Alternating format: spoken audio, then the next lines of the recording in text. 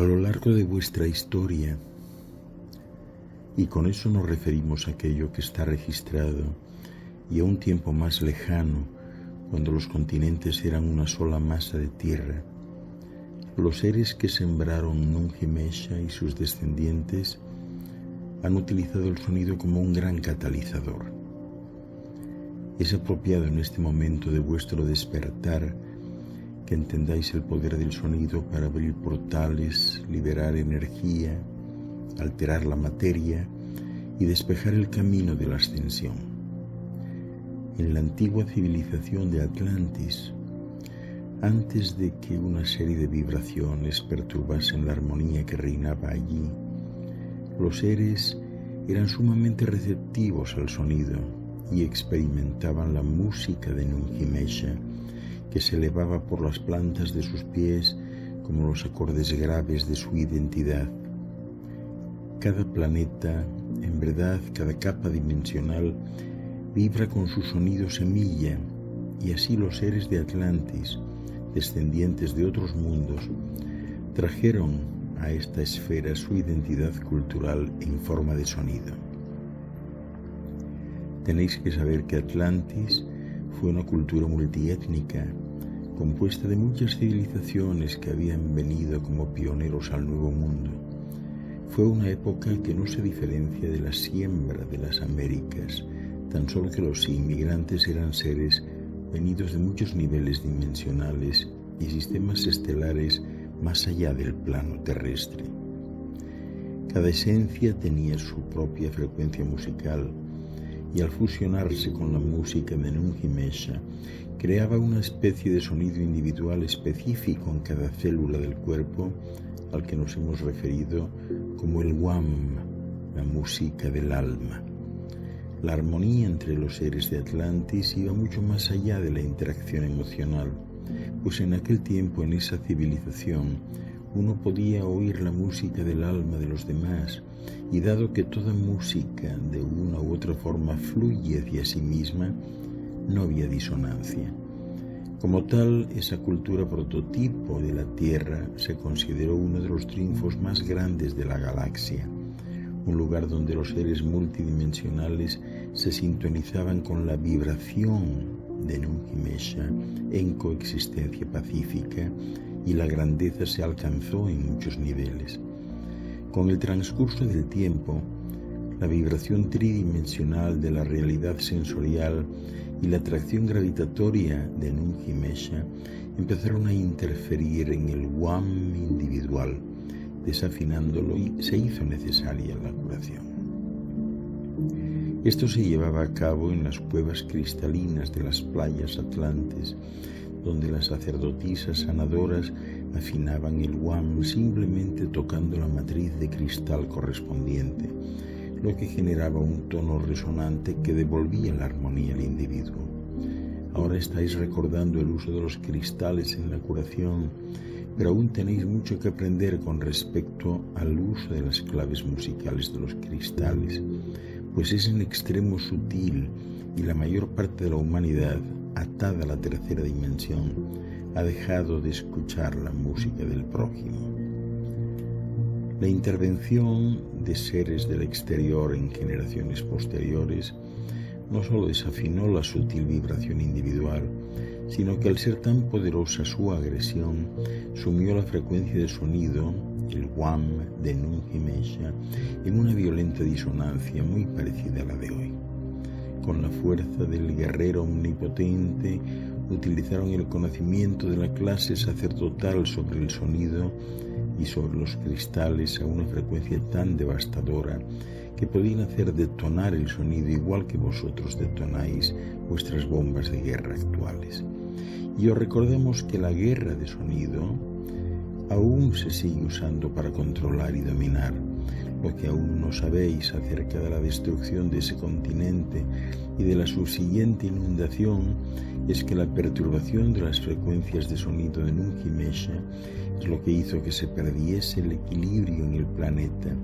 Y aquí os ofrecemos otra clave para entender qué es lo que mantiene la cohesión en esta esfera y lo que desplazará las arenas una vez más. 3 de los sumos sacerdotes en Atlantis escaparon de la devastación final de ese continente archipiélago y llegaron a las orillas de lo que hoy en día son las montañas del Himalaya, donde establecieron el conocimiento del sonido y de la forma geométrica sagrada. Poco después se desplazaron a Egipto, al Peloponeso y al Oriente. En el florecimiento de la civilización atlante, los seres que poblaron ese inmenso archipiélago operaban en una conciencia multidimensional. Por este motivo hay cierta confusión en cuanto a la realidad material de esa tierra. Atlantis, en sus muchas generaciones, realmente existió en la tercera dimensión, como le llamáis ahora, y si su importancia está aflorando a la superficie en este momento en vuestra memoria, es simplemente porque desde que emprendisteis vuestra procesión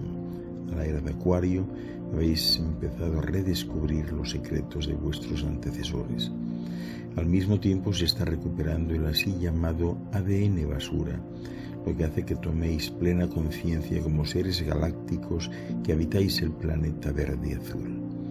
El libro acásico, vuestros viajes personales y una visión general del futuro previsto se hacen uno en el despertar y está a vuestra disposición ahora que el velo de la oscuridad está desapareciendo. Los 3 del Himalaya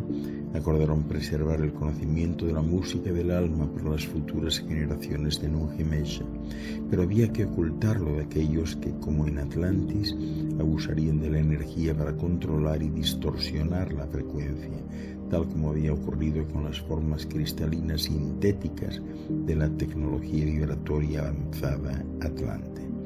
Su legado para esa cultura en lenta evolución consistió inicialmente en implantar portales de sonido, los que solo se podían abrir cuando el alma hubiese llegado a la resonancia adecuada, y luego el uso de formas geométricas sirianas como puertas sagradas a los reinos más elevados. Estos símbolos se entremezclan en la arquitectura de muchas estructuras del misticismo tibetano y aparecen en el arte de los templos en forma de esculturas geométricas y de mandalas. Estos contienen la frecuencia de una época,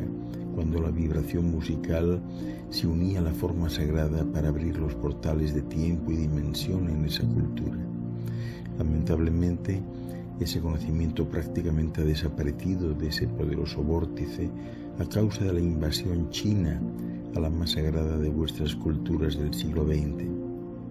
Los lamas han escapado de las montañas nevadas del Tíbet, huyendo de la tiranía del dictador,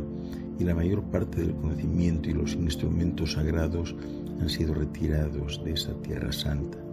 Quedan pocos que verdaderamente entiendan el poder del sonido en los símbolos sagrados, el cual quedó en las efigies de una época cuando la humanidad tenía en su poder muchas de las claves. Los primeros maestros tibetanos, descendientes de los atlantes, desarrollaron una manera de reproducir y conservar el Wam externamente mediante la creación de ciertos implementos sagrados que incluyen el dorje, la campana y el cuenco tibetano, un objeto sumamente sagrado que lleva en sus armonías el Wam del maestro para quien había sido creado. Pues bien, en esa época, estos implementos simbólicos se elaboraban con materiales extraídos de esa rica tierra, un vestigio de la sabiduría atlante de los cristales. Posteriormente utilizaron los 7 y los 9 metales preciosos que corresponden a los chakras, el teclado musical del Wam. Y así durante muchas generaciones, los líderes espirituales más desarrollados de esta civilización dominaron la frecuencia con tal maestría que, al igual que los faraones, podían viajar en el cuerpo a universos paralelos y eran visitantes frecuentes de otras dimensiones. Mediante la activación de las frecuencias grabadas en los cuencos, ellos también podían experimentar las vidas simultáneas como conciencia del alma a lo largo de la experiencia de sus vidas en la tierra y de otras. La música del alma permanecía viva en el cuenco místico, una forma de bodhisattva listo para ayudar a cualquiera que hubiese desarrollado la habilidad de separar esa frecuencia inaudible de su manifestación física, frecuencia que se liberaba al tocar el instrumento. Debéis de saber que muchos de vosotros que habéis entrado en contacto con los cuencos de los tibetanos, si bien encantados con su belleza mística, no sois conscientes de que realmente tenéis acceso a la música del alma de los maestros tibetanos, que resuena hasta vosotros en muchas capas y ondas armónicas. Solo unos pocos seres muy especiales tienen la memoria y pueden activar el WAM en los cuencos, y ellos son los canales capacitados entre vosotros que actualmente están preparándose y que pronto serán llamados a unirse a los pueblos indígenas localizados en centros geográficos estratégicos alrededor del globo, en la tarea de sostener el WAM de Nungi Mesha, mientras ella se mueve hacia su octava más alta. La maestría del sonido se ha exaltado en muchas civilizaciones de vuestra rica historia, y el conocimiento todavía está con vosotros, gobernado por los seres de luz de ciertos pueblos nativos como los mayas, los indios de las Américas, los Dogon, los Hadza, los lamas y los seres del Fin, quienes trabajan unidos para sostener la vibración de Nungi Mesha.